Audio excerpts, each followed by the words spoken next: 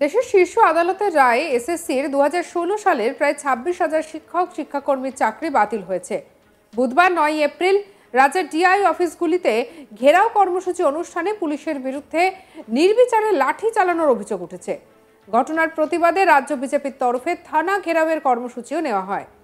বাঁকুড়ার সোনামুখীতেও থানা ঘেরাও কর্মসূচি নেয় গেরুয়া শিবির। সোনামুখী থানার সামনে বিজেপির দলীয় কর্মীরা বসে বিক্ষোভ দেখাতে শুরু করেন।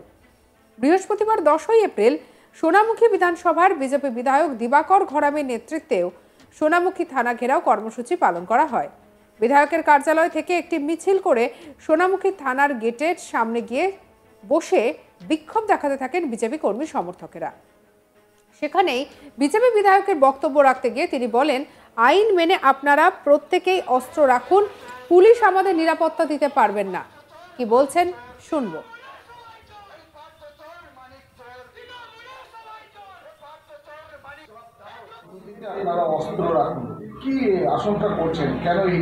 আশঙ্কা আপনারা দেখতে পাচ্ছেন, এই যেভাবে জেহাদিরা পশ্চিমবাংলায় মমতা বন্দ্যোপাধ্যায়ের সৌজন্যে, মমতা বন্দ্যোপাধ্যায়ের অনুপ্রেরণায় যেভাবে গোটা পশ্চিমবাংলা জুড়ে দাপাদাপি করছে।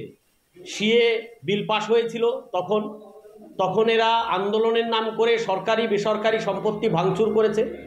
এখন আবার দেখছি ওয়াকফ বোর্ডের বিল পাশ হয়েছে, তো সেই ওয়াকফ আইন পাশ হওয়ার কারণে সেখানে প্রতিবাদ করছে। যারা একজন গরিব মানুষ লরি চালিয়ে খায়, সে লরি চালিয়ে যাচ্ছে রাস্তা দিয়ে, তার লরিটা ভেঙে, এটা কোন আন্দোলন, কোন গণতন্ত্র? এটা মমতা বন্দ্যোপাধ্যায় করাচ্ছে পশ্চিমবাংলায়, মমতা বন্দ্যোপাধ্যায়ের নির্দেশে হচ্ছে।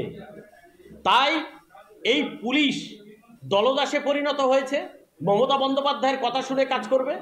জেহাদির আন্দোলন করলে তার প্রতিবাদ করবে না, সাধারণ মানুষকে কেস দেবে, জেলে পুরবে। তার জন্য, সাধারণ মানুষের সুরক্ষার জন্য এই কথা বলতে আমরা বাধ্য হয়েছি। যেটা ভারতবর্ষের সংবিধানে আছে, সংবিধান মেনে যে রাখা যায় সেই সমস্ত অস্ত্র রাখবে। বেআইনি অস্ত্র তো সব তৃণমূল কংগ্রেসের কাছে, ওর জন্য বোমা বিস্ফোরণ হাবি জাবি। আজকে যে কলকাতার বুকে যে ধরনের আন্দোলন হয়েছে ওয়াকফ বিলের বিরোধিতায়, সেখানেও বেআইনি আগ্নেয়াস্ত্র নিয়ে ঘুরে বেড়াচ্ছে, দেখা যাচ্ছে সোশ্যাল মিডিয়ার মাধ্যমে। তো আমরা বেআইনি অস্ত্রের কথা কখনো বলি না, ওসব আমরা রাখিও না, আইন হাতে তুলে নিই না। সংবিধান অনুযায়ী যে সমস্ত অস্ত্র রাখা যায় আত্মরক্ষার জন্য, সেই সমস্ত অস্ত্র রাখার কথা বলেছে। একদমই নেই, মোটেই নেই সুরক্ষিত। পুলিশ সুরক্ষিত নেই, মানুষ কি করে সুরক্ষিত থাকবে? পুলিশ কখনো টেবিলের তলায়, কখনো জোড়া পায়ে লাথি খায়, কখনো গতকাল দেখলাম ছুটে পেট্রোল পাম্পে গিয়ে ঢুকছে। কেউ সুরক্ষিত নেই। পশ্চিমবাংলার তৃণমূলের এমপিরা সুরক্ষিত নেই। আমরা শুনেছি কলকাতায় তৃণমূলের এমপিরা বলছে, আমি সুরক্ষিত নেই, আমাকে দেয়া হোক, সুরক্ষা দেয়া হোক। তাহলে তৃণমূলের এমপি যদি সুরক্ষা না পায়, পুলিশ যদি সুরক্ষা না পায়, সাধারণ মানুষ সুরক্ষা পাবে এটা ভাবছেন কি করে?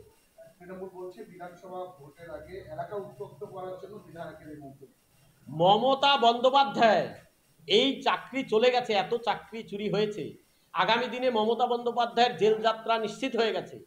এই সমস্ত থেকে মানুষের দৃষ্টিভঙ্গিকে ঘোরানোর জন্য এই কিছু গরিব মুসলিমদের নামিয়ে দিচ্ছে রাস্তায়, নামিয়ে দিয়ে কিছু জঙ্গিদের নামিয়ে দিচ্ছে রাস্তায়, নিয়ে একটা দাঙ্গার সৃষ্টি করে, হিন্দু মুসলমান দাঙ্গার সৃষ্টি করে মমতা বন্দ্যোপাধ্যায় ভোট রাজনীতি করছে। সারা পৃথিবীর মানুষ জানে এই ভোট রাজনীতি যদি কেউ করে থাকে ধর্মের ভিত্তিতে, তার নাম মমতা বন্দ্যোপাধ্যায়।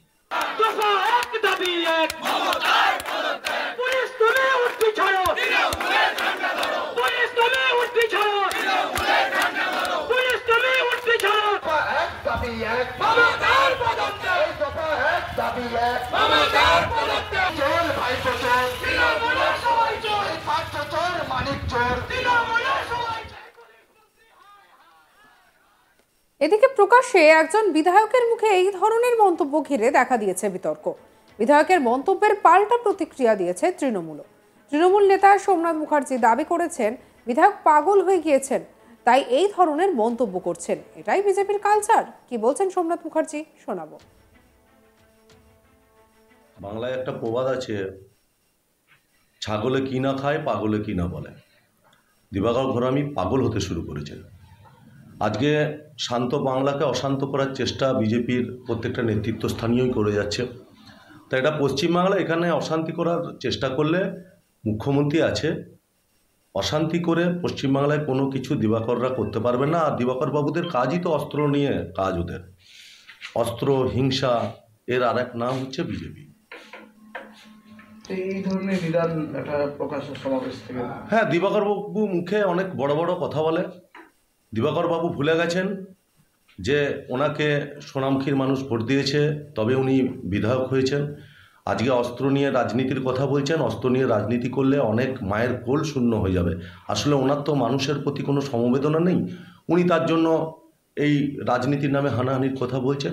উনি ওনার কাজ করুন। আমরা তৃণমূল কংগ্রেস যারা করি, আমরা শান্তির বার্তা দেব মানুষকে বলবো একতাবদ্ধভাবে থাকতে, সমস্ত জাতি একসঙ্গে কাজ করবে। এটাই তৃণমূল কংগ্রেসের বার্তা, মমতা ব্যানার্জি এবং অভিষেক ব্যানার্জির নির্দেশ এটাই।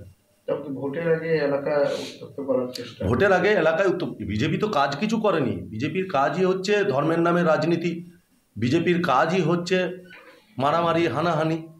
উন্নয়নের কাজ তো দিবাকর বাবু একটিও করেননি।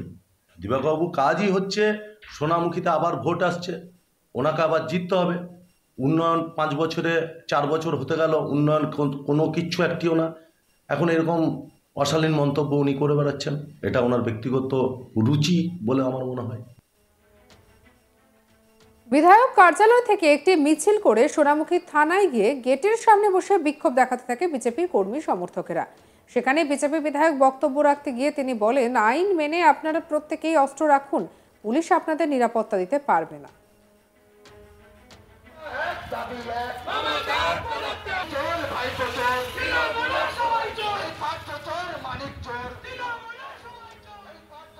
এই সবকিছুর মধ্যে পরিস্থিতি রীতিমতো খারাপের দিকে এগোতে থাকে। দেশের শীর্ষ আদালতের রায় এসএসসির 2016 সালের প্রায় 26,000 শিক্ষাকর্মীর চাকরি বাতিল হয়েছে। আর এই পরিস্থিতি রীতিমতো শোচনীয় হয়ে উঠেছে। আপনাদের শোনাবো বিজেপি বিধায়ক দীপাকর ঘরামি কি বলেছেন আরো একবার। আশঙ্কা আপনারা দেখতে পাচ্ছেন, এই যেভাবে জেহাদিরা পশ্চিমবাংলায় মমতা বন্দ্যোপাধ্যায়ের সৌজন্যে, মমতা বন্দ্যোপাধ্যায়ের অনুপ্রেরণায় যেভাবে গোটা পশ্চিমবাংলা জুড়ে দাপাদাপি করছে। সিএ বিল পাশ হয়েছিল, তখন এরা আন্দোলনের নাম করে সরকারি বেসরকারি সম্পত্তি ভাঙচুর করেছে। এখন আবার দেখছি ওয়াকফ বোর্ডের বিল পাশ হয়েছে। তো সেই ওয়াকফ আইন পাশ হওয়ার কারণে সেখানে প্রতিবাদ করছে। যারা একজন গরিব মানুষ লরি চালিয়ে খায়, সে লরি চালিয়ে যাচ্ছে রাস্তা দিয়ে, তার লরিটা ভেঙে, এটা কোন আন্দোলন?